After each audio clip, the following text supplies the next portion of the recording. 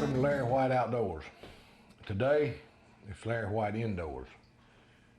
This is my son-in-law David Cleveland here, and he's been gracious enough to allow me to use his kitchen over here if I'd cook supper for him.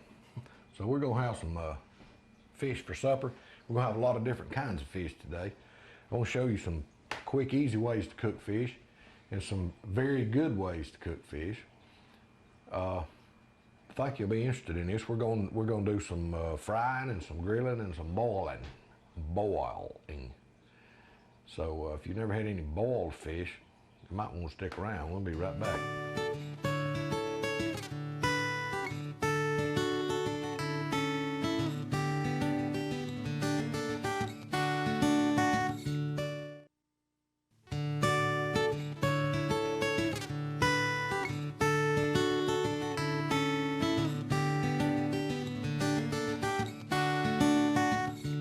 Welcome back to the show. The first thing we're going to do today, rinse my hands off here a little bit, and we're going to fry some catfish. Now, I got a bunch of these little squealers.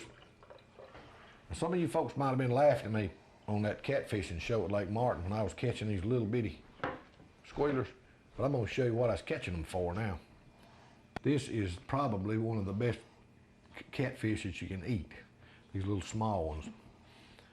So I'm going to show you how to fix these things right quick. It's a pretty simple thing. The only thing we're going to use on there is garlic salt and black pepper. Just plain old black pepper. Now, I think it's better to put the salt and the pepper on these fish before you cook them. I mean, before you bread them, because if you mix it in the seasoning there, it doesn't seem to have quite the effect.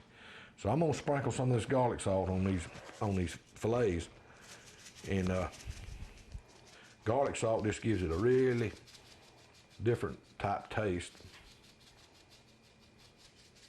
You really don't think about using garlic on fish a lot, especially fried fish anyway. Garlic is excellent on fish. You know, it's not that strong. And not everybody likes garlic. My wife, for one, yeah. You know, hold the garlic, please. But me, I like garlic. We're using the salt. I like the powder. I like raw garlic. The best garlic, I think, is just wrapping it in foil and roasting it. Yeah. And it takes on a sweet, really takes the bite out of it, and you can eat it like candy. It's great. Now, I'm gonna put this on both sides of this fish. Now I got a couple of crappie fillets right here too, by the way. Just thought I'd throw them in there for good measure. But I'm gonna put garlic salt and I'm gonna put pepper on both sides of these fish. Now these little catfish right here are small enough. Now a lot of this is gonna fall off. I'm not really flooding this like it looks like maybe. But these catfish are just wet with water where we just washed them. So we'll lose a lot of our seasoning on there when we put it in this. Now this is Martha White yellow cornmeal mix. Now there's several reasons that I use this. One, it's very good. It is very good. Two, it has corn flour already mixed in it. It says cornmeal flour and it's yellow. And I had a restaurant one time and I cooked a lot of fish in there. And I never could get a cook to take the fish out before they got burned up. They felt like they had to be dark brown before they were done. And if you take a thin crappie fillet like these and you cook them dark brown, they're about like a potato chip. So if we want, crispy. Yeah, if you want potato chips, we'll buy potato chips, you know. But we don't want our fish like potato chips. Now this cornmeal mix right here, we're gonna take these fillets and just lay them in there, roll them over in that pretty good like that, and just get them coated about that much. And I'll just go ahead and put several of them in there. Now, when you do this, you want to do it just before you put them in the grease, right?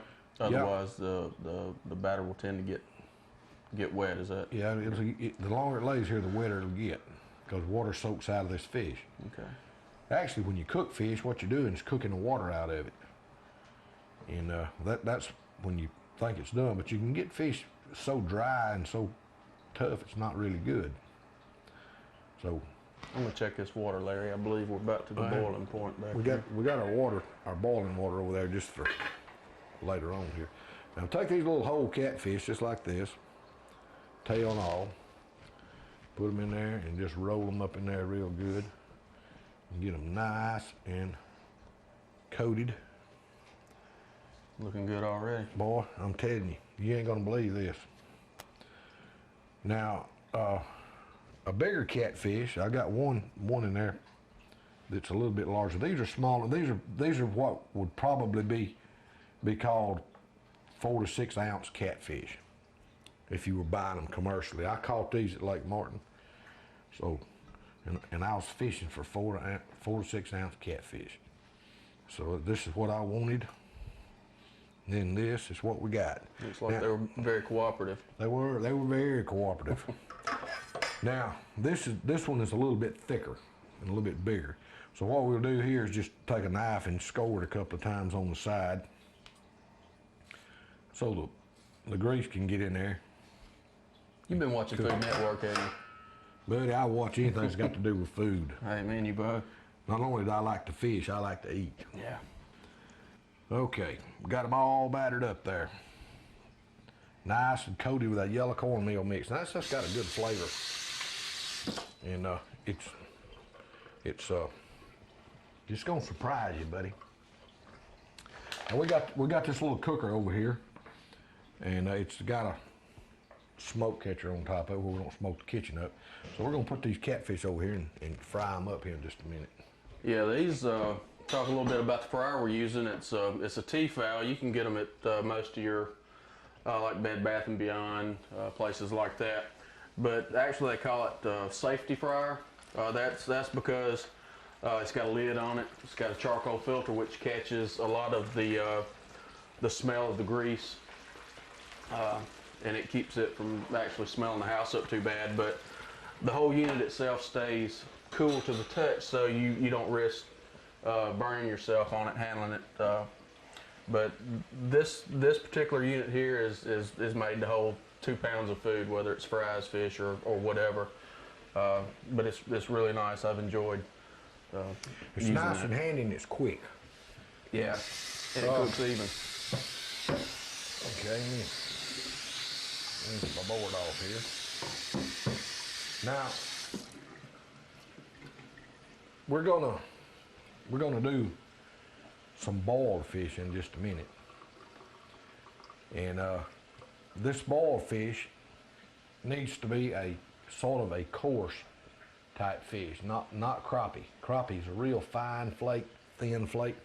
If you can see on this fillet right here, the layers of meat on here, this is striper right here, and it's real wide apart stripes on lines on there, which means this is coarse meat. It's good and it's white meat and it's coarse, but it's not like crappie. Crappie's just real, the lines are real close together on the layers, the flakes of crappie. And if you try to boil it, it sort of just turns into fish stock or something. So yeah, that's what, when you told me we were going to boil fish today, I was like, you know, I've never heard of it. you thought it meant fish soup, didn't you? Fish soup, yeah, that's the first thing that came to mind. But I'm looking forward to this part because this is something I've definitely not had before. This is something that they call, some people call it poor man's shrimp or something like that, because Well, we fit the description. yeah. Well, that's true. All right.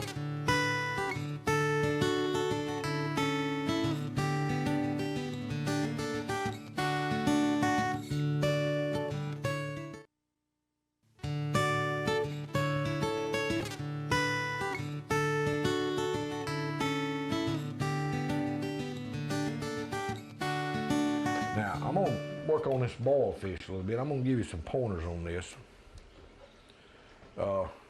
These are just fillets, strip fillets of striper that I've cut up. And what we want to do is cut this striper in strips about like this. And I guarantee you a plate full of those will do you some good. Yes, sir. And then we want to go back and cube it like this, cross cut it, which is going to give us a whole pile of cubes of striper fillet. So we're going to make us a nice big old pile of cubes here.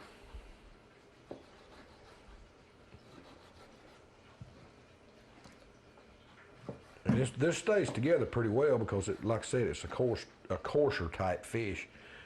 And if we were using crappie or bass or something, we might not have quite as good a luck keeping it together in the boiling water. Now, I've trimmed most of the dark off of these striper fillets. There's a bone in that one.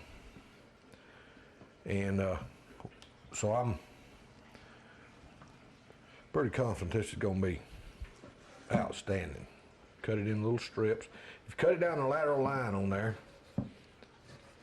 which is a place that it looks like it's all joined together.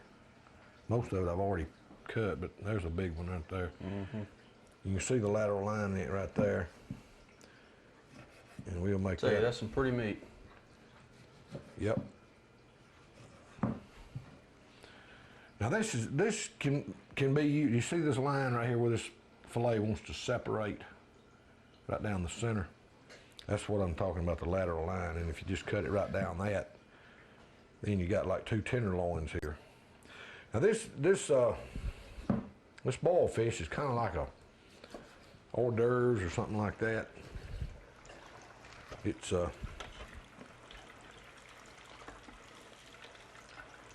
on the order of boiled shrimp or something maybe.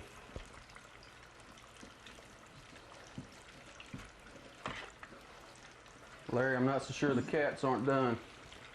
They smell like it, Dave. Let's ease one of them up there and take a look at it. Oh, that's golden brown. That's the way I want it. See how golden brown they are? That's the way we like them right there. I'm gonna show you how to break one of them things apart in a minute and how to get in there to it. And you want to drain them as much as you can over your cooker. Yep. And then put them on the paper. That way you don't have the excess grease that the paper has to handle. So the more you can leave in the pot, the better off you'll be, and the better off the fish will be. So.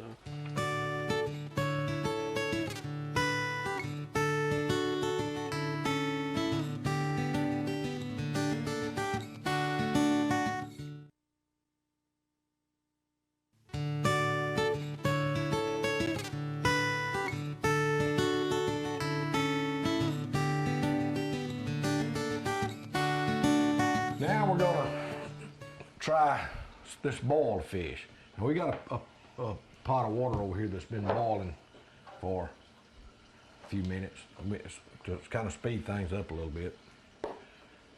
It's just a boiler, and it's just got hot water in it. And we're gonna put some salt in this water.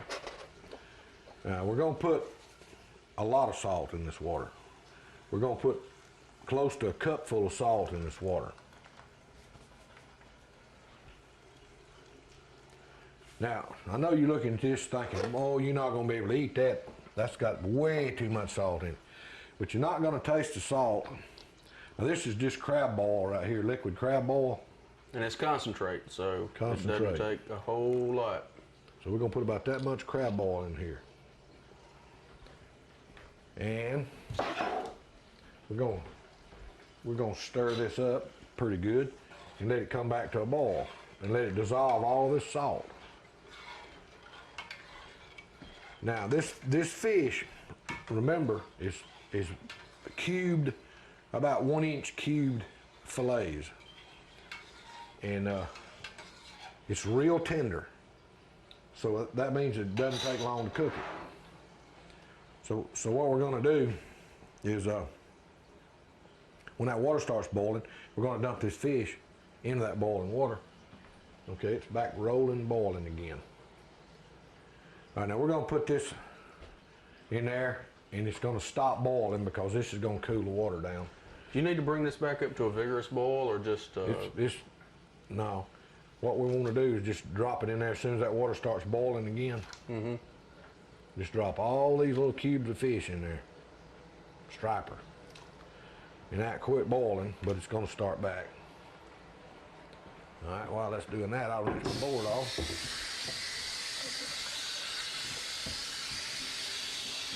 Now, I'm telling you, this is easy to do. This is real simple and real easy, and it's real good. Now, it's not boiling yet, but when it starts boiling, we want this fish to boil not more than a minute.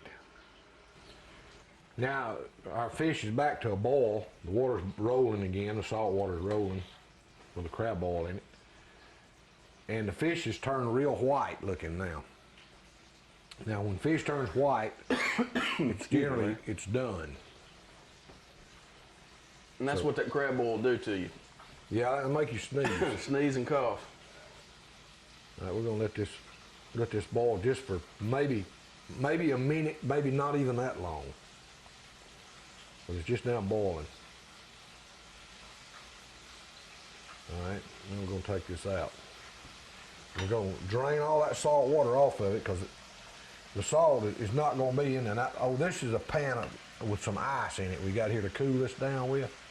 We want to put all this stuff in this ice. Otherwise, it'll just sit there and continue to cook. Yeah, it just keep on cooking. And the ice kind of toughens it up a little bit. Boy, there's some pretty chunks of fish in that. And it's not going to taste salty like you might think it would. The salt just sort of toughens it up and keeps it from cooking all the pieces in here.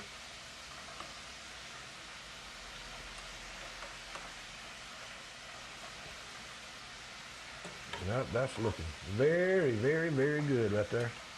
I hadn't tasted it, but I know you have just turned me on to a good thing. I can't let you taste it just yet because that ain't all of it. All right. Now put some more ice on top of that. And sit that in the refrigerator, and I'm gonna pour this boiling water out and get this crab boil steam out of here. So David will quit sneezing. Please.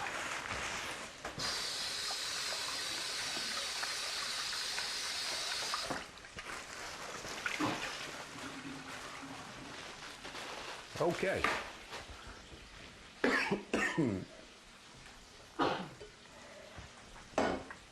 Let me get these crappie fillets out of here, and we'll be through with this.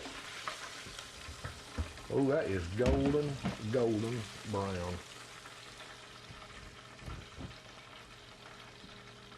Hey, Dave. Yes, sir. Set my fish pan out here for me. All right. I don't want to set these back down in the grease. Let me just show you something here. I had some crappie fillets. I want you to look at the golden brown. Now these things only cook just a minute or two in there, a couple minutes. Now you're talking about some pretty fillets, buddy. That's what the yellow cornmeal mix does. It keeps them sort of a golden brown without burning them up. So now that's ready to go. Okay. And again, I'm putting them in a preheated oven just to keep them good and hot. Keep everything hot and everything cold. You take his toothpick and you move his ice around in here, and you find you a nice little chunk of boiled fish, and you dip it in this cocktail sauce like this. And see what you think about it, Dave. Is it fit to eat? I've had it before. You've never tasted it, and then tell me if you think it's salty.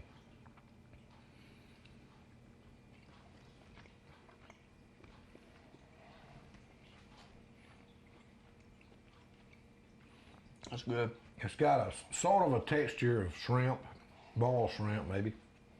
It's a lot firmer than you think it is, and it's good. It is. You would expect it just to fall off a toothpick. See, it's pretty firm. Dip it in that sauce. That's saltwater Don't mind strike. if I do. I've heard people say for years that saltwater stripe weren't any good to eat. They had dark streaks in them. And if you trim the dark meat off, just use a white meat, cut it up like that and boil it in salt water. It's good. Our catfish, fried in the Martha White's yellow cornmeal mix. No relation to me, by the way. And the grilled fish, any way you want to fix it, if you put olive oil on it and put it on the charcoal grill, it is outstanding. Now, let's just check this thing out here while we got it. It just flakes apart. Now this is going to be the hot batch here. Yeah, buddy. And this is That's the mild batch. Lemon pepper. Okay. Try that. Just break a little piece of that. It just flakes all the pieces. It is. It is so fine. Okay, I showed you how to catch them and I showed you how to cook them. So, till next week. He's not going to feed you. I'm not gonna feed you. Next week, I'll show you how to catch something else, baby. I'll see you then.